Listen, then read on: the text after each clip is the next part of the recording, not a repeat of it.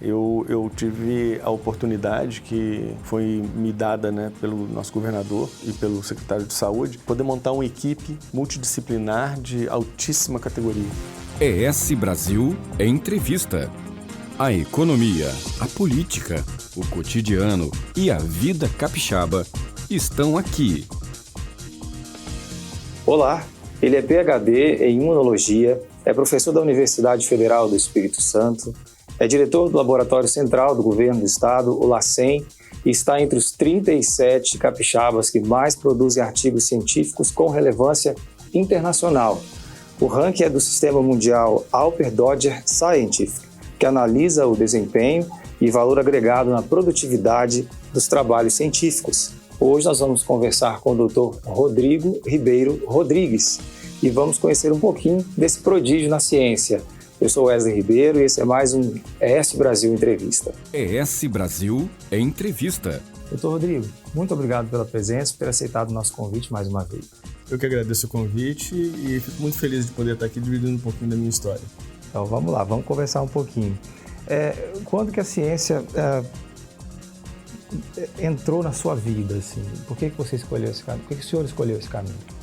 Eu não consigo imaginar um momento exato quando alguma coisa instalou dentro de mim falando que você tem que ser um pesquisador, né? Mas desde que eu me lembre, e até mesmo pelo relato dos meus pais, eu sempre fui uma criança muito curiosa.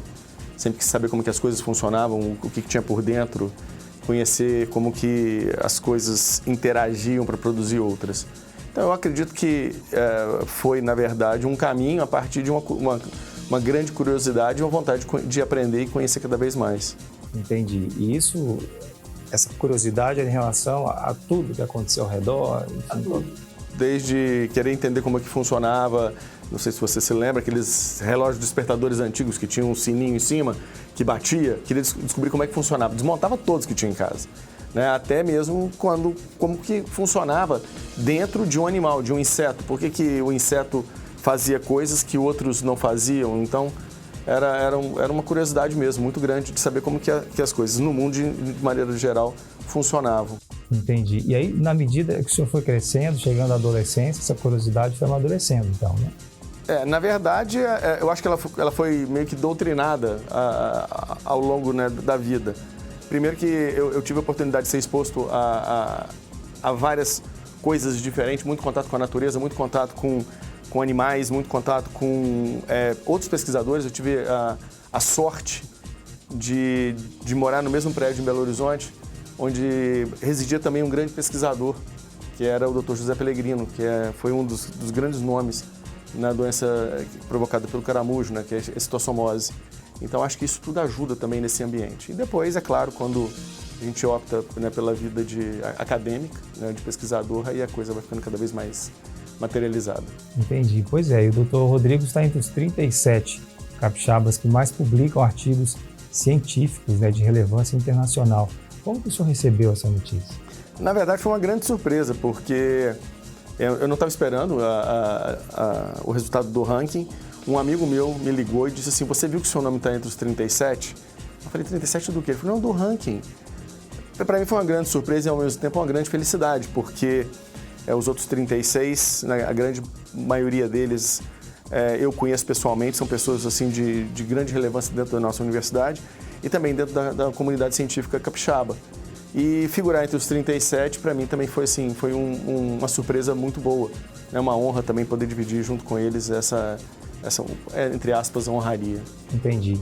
E se o senhor fosse elencar 3, eu sei que o senhor já publicou quantos artigos ao todo mesmo? Ao todo hoje são mais de 70. Mais de 70, então tem muita coisa, mas o senhor poderia elencar pelo menos 3 que na sua visão foram mais relevantes, foram mais impactantes assim, na sua carreira? A minha vida inteira científica eu devotei ao estudo das doenças infecciosas. Então, os 3 trabalhos eles vão estar sempre ligados a uma ou outra doença. Existe uma doença que eu dedico mais de 20 anos da minha vida a ela, que é a tuberculose, mas existem outras que também ocupam um espaço importante, né, na minha carreira, não por ter dedicado tanto tempo, mas por ter provocado um grande impacto, né, no conhecimento sobre aquela doença. Então, Uma delas que eu elencaria foi uma quebra de um paradigma científico. Na verdade, a gente quebrou um paradigma que existia nos livros de medicina, que colocava a presença de uma doença chamada doença de Lyme, né, que é provocada por uma bactéria, que tem um nome chamado Borrelia burgdorferi, que era só encontrada em países frios, né? E todos os livros textos diziam, olha, você vai encontrar isso em países frios ou temperados. Então isso era a Europa e a América do Norte. E nós descrevemos, né, assim, eu junto com um pesquisador, com outros 2 pesquisadores da Amazônia, de Manaus, escrevemos isso na floresta amazônica. E nós conseguimos, junto com outro pesquisador que colaborou conosco nesse artigo, que ele é da Áustria, conseguimos identificar e demonstrar que essa doença também ocorria no Brasil e, mais importante ainda, ocorria numa área tropical, né, que é a floresta amazônica. Então, eu acho que foi uma grande contribuição que, na verdade, demonstra que nenhuma verdade absoluta até que você vá e de fato, procure, né, a resposta. Um outro trabalho muito importante foi realizado por mim, essa aí é uma contribuição muito importante que eu acho que eu fiz para a ciência, que foi a descrição de uma função de células T, né, que são os linfócitos T, que são células que controlam toda a resposta imune no indivíduo.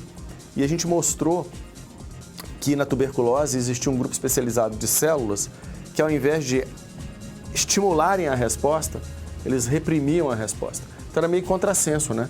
Como é que você tem uma resposta imune que o objetivo dela é atacar o patógeno, né? No caso a micobactéria que provoca a tuberculose, e destruí-la, e você, juntamente com isso, tem uma célula que pisa no freio e não deixa que o sistema imune exerça essa função de forma muito agressiva. É claro que para a gente entender por que isso acontecia, foram vários anos, mas o que nós demonstramos é que existe um balanço muito perfeito entre a aceleração e a frenagem de uma resposta. Por que isso? Porque a potência da nossa resposta imune é tão grande que, se a gente não controlar, ela leva à destruição do tecido, ela leva à destruição do órgão, e no caso é o pulmão.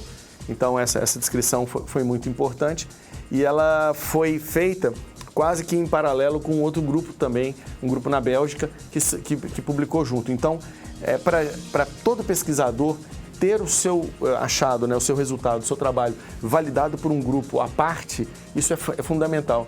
E no nosso caso, isso foi praticamente simultâneo. Então, para a gente foi um grande feito e é um dos trabalhos mais citados que a gente tem dentre todos aqueles que eu já publiquei. Interessante.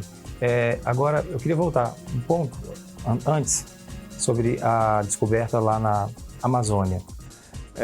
Nesse caso, nós observávamos que vários pacientes tinham algumas lesões de pele que não se enquadrava num quadro de micose ou de uma outra dermatopatologia. E o que nós encontramos naquele caso foi uma semelhança muito grande com alguns casos descritos, inclusive na própria Áustria, né, de manifestações provocadas pela Borrelia que eram muito, muito próximas. As pessoas falavam, esquece, isso aqui é uma doença de um país frio, você está lidando com a Amazônia, isso aqui deve ser um outro organismo. E toda vez que a gente tentava fazer uma análise, fazendo uma biópsia de pele, né, no centro da lesão, nós não encontrávamos nada. Foi quando a gente, discutindo o caso com esse pesquisador que colaborou conosco, lá na cidade lá na Áustria, na verdade não é da cidade não, na Áustria, ele sugeriu que nós fizéssemos uma biópsia além da margem da lesão. Porque se fosse Borrelia, ela tentaria escapar da lesão, porque na verdade isso aqui é uma lesão inflamatória, ela tentaria escapar. Então a gente fez essa punção, né, essa biópsia, fora do centro da lesão. E aí nós encontramos uma quantidade gigante dessa Borrelia. E aí nós fizemos toda a identificação, né, com toda a identificação física, tanto bioquímica quanto imunológica, e se comprovou que era Borrelia burgdorferi. E aí, né, foi um grande achado, eu acho, uma grande contribuição. Entendi. O senhor tem um trabalho também na área de pacientes com hanseníase e tem alguma relação com verminose intestinal também, né? Tem, isso aí é uma outra linha de pesquisa nossa que a gente estabeleceu no núcleo de doenças infecciosas há mais ou menos uns 20 anos atrás. E era muito interessante porque naquela época existiam 2 grupos que lidavam com isso, né? O nosso grupo lá no núcleo de doenças infecciosas e um grupo em Israel. E lá eles trabalhavam muito mais com a orientação voltada para o HIV e aqui a gente trabalhava tanto com TB quanto com hanseníase. E quais eram as nossas observações? Quando você pegava um paciente que ele possuía vermes intestinais, em especial Ascaris e um outro verme chamado Strongyloides. São 2 vermes muito comuns aqui no Brasil. E quando você tinha esse paciente ou com hanseníase ou com tuberculose, as doenças, as manifestações, tanto da hanseníase quanto da TB, nesses pacientes, elas eram muito mais graves do que naqueles pacientes que só tinham TB ou só tinham hanseníase. Então, a presença do verme fazia alguma coisa que piorava o quadro da doença, que não é provocada por verme, é provocada por bactérias, né? No caso, são micobactérias. Nós começamos a estudar o que poderia estar levando a essa alteração no quadro, né? Esse aumento na patologia observada, e nós descobrimos que o verme, ele regula a resposta imune para um lado, né? Porque, na verdade, a resposta imune é dividida em 2 eixos básicos. É um eixo que você vai para uma resposta que a gente chama de celular inflamatória e um outro que vai para um lado chamado humoral, que leva à produção de anticorpos. Os vermes desviavam para o lado dos anticorpos e mais ou menos neutralizavam o lado da célula T, da resposta celular, que é crucial para matar as micobactérias. Então, ele meio que desligava a resposta que era necessária para matar a bactéria que provoca a hanseníase ou então a bactéria que provoca a TB. E o que nós descobrimos é que se você começasse a tratar esses pacientes para verminose antes do tratamento para hanseníase ou para TB, o resultado era muito melhor. Isso aí, é claro, a gente também ajudou, né, contribuiu no Sistema Único de Saúde com a introdução de uma ação que é testar os pacientes para a presença de vermes e, caso positivo, começar a tratar. Entendi. É uma descoberta incrível, né? Uma questão de saúde pública, e que a gente sabe que esses vermes eles são frequentes, né? Eles são comuns aí, e as doenças também são, tuberculose e hanseníase. São, na verdade, tanto a hanseníase quanto a tuberculose são doenças endêmicas, né, infelizmente, e as doenças provocadas pelos helmintos intestinais, a gente sabe que no Brasil, de maneira geral, elas são encontradas de norte a sul, leste a oeste, em grande quantidade, em especial naquelas localidades onde existe um menor acesso ao saneamento básico. Entendi. Interessante. Bem, o senhor é diretor do Laboratório Central também, né? E o senhor fez umas descobertas em relação à Covid-19 anterior à formalização da pandemia, né? Eu lembro que o senhor comentou isso com a gente uma vez. O que nós fizemos foi, na verdade, uma busca, né, dentre todos os casos que a gente tinha no LACEN, para a presença de assinaturas imunológicas para a presença do Covid anteriormente. Por que a gente chegou nessa busca, né? A gente sabe que no Espírito Santo, de maneira geral no Brasil, nós temos um período que vai de novembro até abril, maio, que é a temporada das arboviroses, né? As arboviroses são vírus que nós conhecemos como dengue, chikungunya, zika, que são endêmicos nessa época do ano. São vírus que têm uma sazonalidade muito forte. E o que nós percebíamos é que a possibilidade da presença desses vírus que são endêmicos nesse período do ano, mais ou menos se sobrepondo ao início da pandemia, a nossa pergunta era: será que por nós termos uma alta prevalência de dengue e chikungunya nesse momento, isso não poderia ter meio que dificultado o diagnóstico do Covid? Lembrando que o Covid ele só chega para o Brasil como problema no final de março, né, de 2020. Ele foi encontrado na China em dezembro, tornou-se um problema de saúde mundial no início de 2020 e virou pandemia em março de 2020. Então, o que nós fizemos? O LACEN, como é o laboratório de referência para dengue, zika e chikungunya, então a gente recebe amostras que são oriundas do estado inteiro. E nós temos um banco de amostras que a gente recebe, a gente faz os exames e a gente guarda essas amostras. É até uma questão legal você ter essas amostras armazenadas. Nós fizemos a seguinte pergunta: será que isso já não estava circulando antes? A amostra que nós usamos é a amostra de sangue, né, soro. A amostra que a gente usa normalmente para fazer um teste de Covid são amostras de suave que a gente usa ou nasal, né, ou então oral. O que nós fizemos?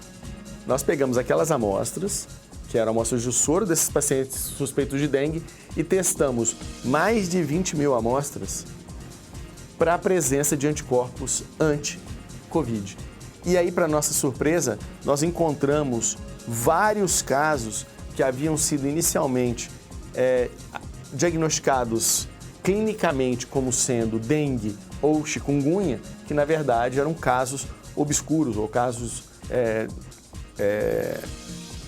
disfarçados, né? Na verdade, existe um disfarce sintomatológico, né? Como arbovirose, na verdade, era um Covid. E aí a nossa maior surpresa foi que nós encontramos um caso de uma senhora cuja amostra foi colhida em 18 de dezembro de 2019. Ou seja, quase que simultaneamente com o aparecimento dela na China. O que comprova para a gente que esse vírus já circulava antes, né, da descoberta propriamente dita. Então, antes da identificação, isso já estava disseminado. E o que está acontecendo hoje não é muito diferente. A questão da Omicron, né, que é essa nova variante, que foi dado o nome de uma nova variante sul-africana, que na verdade a gente sabe que provavelmente não é sul-africano. Ele foi detectado na África do Sul, mas ele já se encontra disperso praticamente pelo planeta inteiro. Vários países já reportaram que encontraram a presença dessa mesma variante em amostras anteriores ao dia 25 de novembro, que foi a data quando a África do Sul anunciou a identificação dessa variante Omicron em uma amostra vinda lá da região de Butang. Entendi.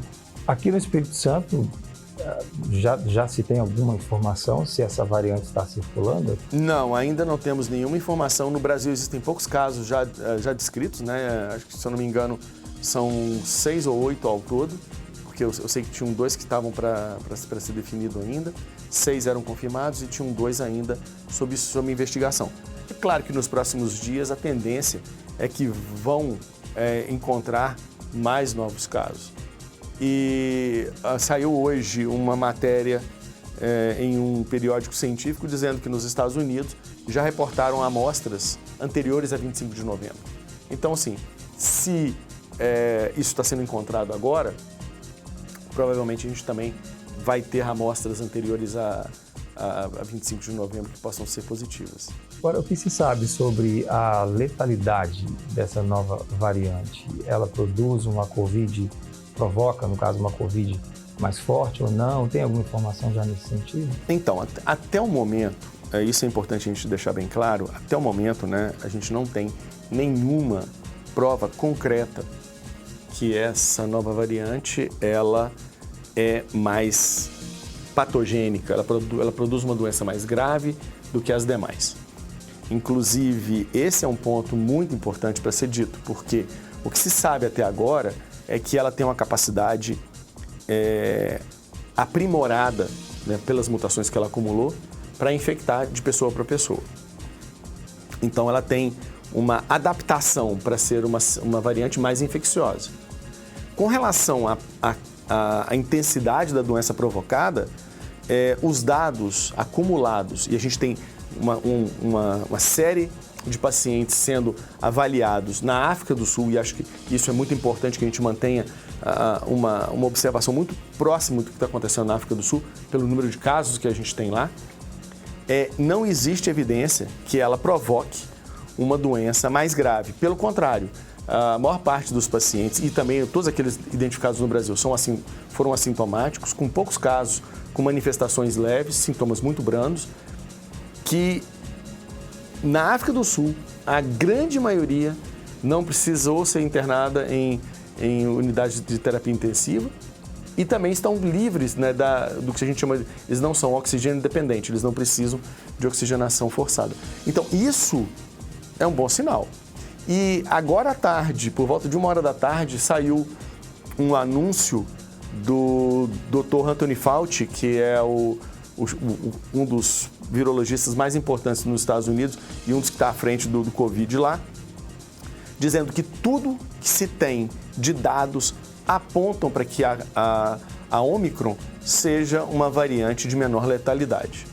Mas, como eu lhe disse, está muito cedo para a gente poder ter alguma conclusão final. Essa variante ela foi identificada em 25 de novembro. Hoje nós estamos no dia 6 de novembro, né? E 6 de dezembro, na verdade, 6 de dezembro. Então é muito pouco tempo para que a gente possa dizer, olha, em 10 dias a gente tem alguma conclusão. Eu acredito que mais 2, 3 semanas, aí sim, com os dados acumulados, com mais casos estudados e até mesmo com ensaios que possam ser realizados em laboratório, a gente consegue ter uma imagem mais concreta sobre isso. Mas, por enquanto, a gente tem que manter, né, as regras de distanciamento, as questões do uso da máscara constante e, sobretudo, todas as regras de higiene e etiqueta social que a gente tem que ter por se tratar de uma doença de veiculação aérea. Entendi, doutor. Agora, assim, nós que somos leigos, né? A gente entende, no meu caso especialmente, entendo muito pouco de ciência, agradeço mais uma vez pela presença do senhor aqui. A sensação que a gente tem às vezes é que vem uma variante nova e daqui a pouco vem uma nova variante e o que se pode esperar? Parece que sempre vai aparecer uma variante nova ou a gente pode esperar que em dado momento esse processo, ele de fato chegue a um fim? Chegar ao fim, eu acho que é impossível, porque isso seria necessária a extinção, né, desse micro-organismo. Então, a extinção, isso requer outros mecanismos que são muito mais complexos de serem alcançados. Mas se a gente transfere, esquece Covid, tá? Vamos fingir que nós estamos em 2018. No Covid a gente nem sabe o que é. Em algum momento nós ficávamos tão preocupados com a presença de uma variante gripal ou não? Nós tivemos alguns casos de H1N1, nós tivemos, né, outros casos do SARS, do MERS. O que a gente percebe? Esses vírus respiratórios, eles vão apresentar variantes porque eles vão adquirir mutações. Então, o que está acontecendo com o Covid hoje não difere em nada do que a gente já observou anteriormente. Nós temos um micro-organismo com a grande capacidade de infecção, isso é fato, que ele provocou uma doença de proporções globais, isso a gente sabe que é fato, e a gente sabe que no processo de adaptação desse vírus, porque é um vírus recém-chegado à espécie humana, nesse momento de adaptação, ou nessa fase de adaptação, que eu não sei quanto tempo vai durar, ele vai sofrendo mutações e, é claro, vão existir variantes mais graves, que produzem doença mais grave, que produzem doença menos grave, que infectam mais, que infectam menos. E o que vai acontecer? Uma seleção natural. Porque aquela que infecta mais, ela compete com a que infecta menos. E a que mata mais, ela tem menos tempo de durabilidade em relação àquela que mata menos. Porque a que provoca uma doença menos grave, ela consegue se disseminar muito mais facilmente entre a população. Aquela que leva uma doença mais grave, a tendência dela é eliminar o seu hospedeiro muito rápido. Então pode dificultar a passagem para um próximo, né? É claro que quando a gente fala assim, muitas vezes as pessoas podem pensar, poxa, mas nós estamos falando de vidas, né? Verdade, mas agora que nós estamos fazendo uma explicação biológica, né? A gente tem que entender também que o vírus, ele tem um objetivo, entre aspas, que é a sobrevivência do próprio vírus. Então, se ele é um vírus que infecta muito e mata muito, ele basicamente, não vou dizer que ele impede, mas ele trabalha contra a própria sobrevivência. Né? Assim, na evolução, o que nós esperamos é que vai ter um vírus que vai infectar muito e provocar pouca doença. A gente poderíamos afirmar que o Covid veio para ficar, como a gripe H1N1, por exemplo? Ela vai ficar porque a tendência dela é que ela se torne uma gripe sazonal. Da mesma forma como a gente tem atualizações das vacinas para gripe, né, para influenza, ela vai entrar dentro desse rol de vírus respiratórios que vão receber atualizações anuais. É mais um vírus daqueles vírus respiratórios. Isso, assim, é ainda em um futuro, né? Porque no momento ainda é uma doença que ela é de preocupação e é doença ainda com estado de pandemia. Entendi. Na Europa já se fala em quarta onda de pandemia, né, do coronavírus. Será que isso pode acontecer realmente? Hoje, quando nós falamos de ondas, né, é muito difícil você transferir experiências de um país para o outro, em especial quando nós temos programas de vacinação distintos. O nosso programa de imunização, ele distanciou a primeira da segunda dose de uma forma que não foi feita em outros locais. A ciência está mostrando hoje que essa distância, né, de 8 semanas, 12 semanas entre dose 1 e dose 2, ela é extremamente necessária para que haja uma melhor eficácia da imunização. Na Europa e nos Estados Unidos, eles optaram por um intervalo mais curto, que variou de 3 a 4 semanas. Né? E isso pode estar provocando essa queda na eficácia da segunda dose. Um outro problema que nós temos também é que em vários países eles atingiram um platô de vacinação e estagnaram. E ali estão, né? E você quando observa hoje como se encontra a taxa de vacinação no país, o Brasil, lembrando que é um país de dimensões continentais, né? Nós somos um país muito grande e com uma população considerável quando comparado a alguns países europeus que não têm, né, a nossa população. Nós estamos numa taxa de vacinação muito além de outros países. A gente pode comparar com o Reino Unido, com os Estados Unidos, né, com a Alemanha, que são países que tiveram um programa muito robusto, mas que estacionaram. E são justamente esses países que estão enfrentando esse novo pico de casos. E lembrando que lá, apesar de todo mundo estar falando da Omicron, quem está provocando essa suposta quarta onda é a variante Delta, que dominou no Brasil e no resto do mundo. Né? A Delta, até 3 semanas atrás, era responsável por 99% de todos os casos de Covid no mundo. Só surpresa para mim. Eu achava que a quarta onda tinha uma relação direta com essa nova variante, né? Quer dizer, que a nova variante fosse a causa, de fato, dessa quarta onda. Enfim, mas falando no laboratório LACEN, o senhor é diretor lá, o senhor poderia compartilhar conosco uma ou duas contribuições que o senhor tenha dado ao laboratório? Na verdade, a contribuição no LACEN não é uma contribuição apenas, né, minha, mas sim de toda uma equipe, né? Eu tive a oportunidade que foi me dada, né, pelo nosso governador, né, e pelo secretário de Saúde, de poder montar uma equipe multidisciplinar de altíssima categoria.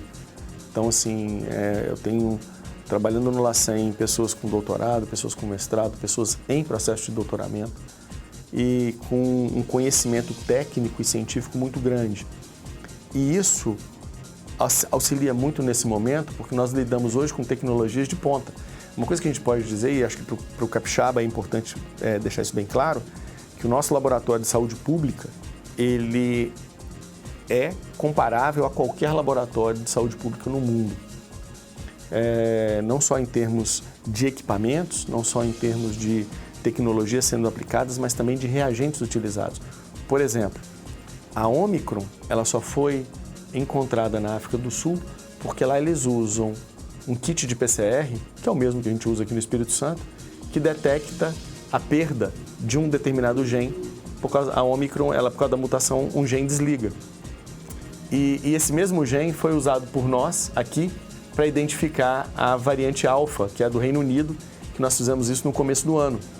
Que a gente mostrou que ela havia sido introduzida no estado e que em menos de 2 meses, todos os nossos municípios, 99% dos nossos municípios tinham caso de alfa. E nós encontramos 2 epicentros, né? Um na região norte e um na região sul.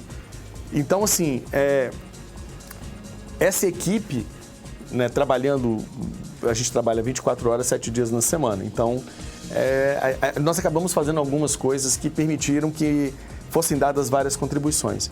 Uma delas, basta dizer que em 2020, no início de 2020, vamos dizer, fevereiro de 2020, ou se quiser falar no ano de 2019, nós fazíamos uma média de 3 PCRs por dia. Hoje, nós fazemos 4.500 e temos a capacidade de chegar a 10.000. 4.500 por dia? Por dia. Essa é a nossa faixa de trabalho normal. Não recebemos 4.000 amostras por dia, mas o que nós temos instalado agora, funcionando no laboratório, até 4.500 amostras a gente processa. Se for necessário, por algum motivo de emergência, nós podemos chegar a 10.000. Nós temos um robô que ajuda no processamento e ele sozinho processa 7.000 amostras por dia. Então, é só uma questão da gente mudar algumas linhas e a gente tem, então, até 10.000 amostras funcionando.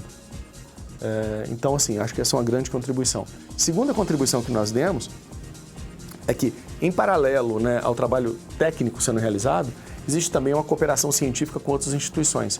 Então, por exemplo, um caso importante é junto com a Fiocruz. Nós temos vários trabalhos em coautoria com o grupo da Fiocruz que trabalha com Covid, onde nós descrevemos novas subvariantes, casos de reinfecção, casos de co-infecção, casos de aparecimento de uma variante da gama, né, que é a P1, aquela amazônica, que nós encontramos em maior prevalência em determinados estados. Então, assim, são vários aspectos que, de uma certa forma ou outra, contribuíram para a saúde pública no Brasil. Bom, interessante. Bem, agora também nós recebemos a informação muito recentemente que o Dr. Rodrigo ele é finalista do Prêmio Nacional, né, da Confap de Ciência, Tecnologia e Inovação. E o que o senhor pode comentar para a gente a respeito dessa indicação? Esse também foi uma surpresa muito boa, né? Na verdade, são 2 etapas. Eu fui o primeiro colocado na etapa estadual, né? Então, foi um prêmio, começa com uma etapa estadual, onde eles vão premiar pesquisadores que fizeram, de alguma forma, contribuir com inovações em várias áreas. Então, você tem as inovações chamadas de acadêmicas, voltadas para as áreas, né, da academia, e também existe as inovações voltadas para o serviço público. No meu caso, foi inovações voltadas para a área de saúde. E essa etapa, então, classificado, né, em primeiro lugar aqui no estado do Espírito Santo, foi para a competição nacional, onde cada um dos nossos estados, né, dos 27 estados, encaminhou seus primeiros colocados. E semana passada eles selecionaram os 3 finalistas, que no dia 9 serão escolhidos o primeiro, segundo e terceiro colocado. A gente não sabe ainda, dentre esses 3 finalistas, quem vai ocupar a primeira, segunda e terceira posição. Mas só o fato de estar entre os 3 finalistas já é uma grande honra para a gente, sabendo que existem 27 estados que concorreram para a mesma posição. O que a gente fez de diferente? A inovação que foi produzida aqui foi a aplicação de uma metodologia de trabalho que a gente copiou da indústria automobilística para o setor de diagnóstico. A gente utiliza um sistema chamado Just in Time. O que isso significa? Que a gente cria uma linha de diagnóstico que é semelhante a uma linha de montagem e nada para. Ela é dinâmica. Então, se chegou mais amostras, você redireciona todo o seu foco para poder que o número de amostras que cheguem sejam rapidamente processadas para que elas entrem em PCR e o resultado possa sair. Então, isso é dinâmico, isso flui o dia inteiro, não é estático. O dia inteiro você tem alterações nos diversos setores. E com isso, a nossa vazão, né, entre o que chega e o que sai é de 0 de acúmulo de um dia para o outro.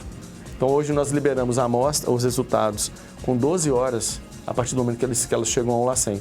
E algumas amostras de urgência a gente chegou já a liberar num caso triste, mas a gente precisava dar uma resposta rápida. A gente liberou em 2 horas e meia, num caso de uma doação de órgãos que foi necessária de uma criancinha vítima de violência. Então, isso para a gente foi um marco super importante, porque a equipe toda se mobilizou e falou assim, não, nós vamos contribuir, nós vamos fazer o máximo que a gente puder. E batemos o recorde, fizemos em 2 horas e meia. Parabéns pelo trabalho, parabéns por estar entre os finalistas, né? Eu vejo que o senhor é um profissional realizado, né? O senhor é feliz com o que o senhor faz. Eu vejo um brilho nos olhos aí. Cada dia um desafio novo, né? Acho que enquanto a gente puder viver pensando que amanhã o que eu vou, assim, alguma coisa nova para aprender, eu falo o seguinte, todo dia que a gente vai para casa, se a gente não leva alguma coisa nova que a gente aprendeu, ou se a gente não é motivado a perguntar uma coisa nova ou buscar alguma coisa nova, esse dia não foi muito bom. Então, assim, graças a Deus eu tenho preenchido bastante meu tempo com perguntas e também com coisas que eu aprendo, né? E eu acho que todo dia eu tenho aprendido muito. E essa pandemia ela ajudou muito nisso, né? A gente sabe que ela é um momento de muita dor, de muita dificuldade, mas também ela está trazendo um avanço tecnológico, ela está trazendo algumas coisas para a ciência e em benefício da população, que a gente sabe que isso nos próximos anos serão benéficos. Antes de encerrar, eu gostaria de fazer uma última pergunta. Eu acho que quem está assistindo a gente também tem curiosidade de saber qual que é a sua visão com relação ao futuro da ciência. Como é que o senhor vê a ciência mais à frente? Com tanta tecnologia disponível, tanta coisa acontecendo. A ciência, se você parar para pensar, o cientista, de maneira geral, ele é mal remunerado. Então, assim, não é uma profissão que é valorizada, né? Infelizmente, né? Infelizmente. Mas o que eu vejo é que hoje se conversa sobre ciência, se fala sobre ciência, como nunca foi feito. Hoje, você vê pessoas nas redes sociais, nos jornais, em todos os fóruns de discussão, conversando ciência. Então, como pesquisador, eu fico muito feliz de ver que esse diálogo e a percepção da importância da ciência, que a ciência é estratégica, né? Eu falo que a ciência começa na sua caneta Bic. Aquilo ali, tem muita ciência envolvida naquilo. Desde a esferinha da ponta até a viscosidade do líquido que é a tinta, tem ciência envolvida naquilo. Até claro, né? Hoje em dia nós estamos falando nos foguetes do Elon Musk, né? Que você coloca o foguete, reaproveita o foguete e daqui a pouco está levando gente a Marte. Sem falar nos avanços na minha área, na área da medicina, que nós hoje fazemos coisas que, graças a Deus, a gente consegue salvar uma quantidade gigante de vidas. Então, assim, eu vejo que hoje as crianças estão discutindo ciência. Apesar da gente ficar um pouco preocupado por causa desse peso psicológico associado à pandemia, que isso tem causado, sim, muita dor, né? É um peso muito grande, psicológico principalmente. Mas isso tem motivado pessoas a buscarem também essa profissão como, né, talvez um sacerdócio na vida. Porque eu falo que assim, pesquisador não tem assim, vou para casa, parei de pensar. Normalmente eu penso melhor quando eu não estou trabalhando. Quando a cabeça está em outra coisa, a ideia vem. E muitas vezes são quando surgem as respostas. Então eu vejo um futuro brilhante pela frente, se tudo correr bem. Entendi. Bem, a ES Brasil Entrevista vai ficando por aqui. Eu agradeço ao Dr. Rodrigo mais uma vez por ter aceitado o nosso convite. Foi uma conversa maravilhosa e eu aprendi muita coisa, particularmente. Eu também agradeço. É sempre bom a gente falar um pouquinho, né, do que a gente faz. E mais importante ainda, em ver profissionais como você, né, e como a rede nos dando essa oportunidade de trazer para vocês um pouquinho da história e que muitas vezes ela não é uma história de frente, é uma história de bastidor, né? E muitas vezes algumas coisas que são feitas que trazem um ganho para a população que muitas vezes as pessoas desconhecem. Mas é bom que seja assim. A gente não precisa fazer muito alarde. Tem que simplesmente ser efetivo. É isso aí. Muito obrigado. Bem, lembrando que você pode acessar esse conteúdo em todas as plataformas de streaming, no nosso canal no YouTube e, claro, no nosso portal esbrasil.com.br. Até a próxima. ES Brasil Entrevista. Quer mais informação qualificada sobre a vida capixaba? Acesse esbrasil.com.br. O Espírito Santo em Revista.